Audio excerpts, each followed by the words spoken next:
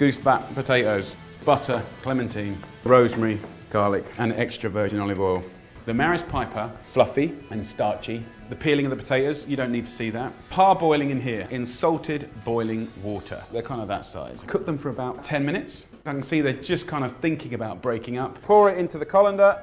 This steaming part here now is also incredibly, incredibly important. It's starting to get starchy, see it go kind of fluffy and white, and little kind of flecks and flakes of broken bits of potato. These are the things that are going to give you crispy bits. In tray number 1, cold pressed extra virgin olive oil. 3 tablespoons, lower in saturated fats, butter and olive oil. Half as much, and then a nice knob of butter. Butter's going to give you incredible flavour and a sort of lovely sweetness. Is goose fat. You can get it in all the supermarkets. 3 or 4 tablespoons in there, you're going to get a richer flavour. It could be pork fat, it could be beef tallow. I love all of them. A little secret ingredient that I do, a swig, tablespoon of red wine vinegar. It will disappear, and what's left is a really subtle kind of tang. So let's go to the olive oil here. Rosemary. Put it under a hot tap. If you put it under a hot tap, it just wakes up the natural oils in the rosemary. Okay, so rosemary goes in, of course, best friends with garlic. Leave the skin on. The skin will protect the garlic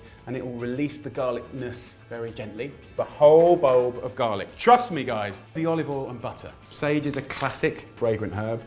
That goes in. Clementine, you could use any citrus fruit, but at Christmas, clementine's particularly good. Just the zest, lovely.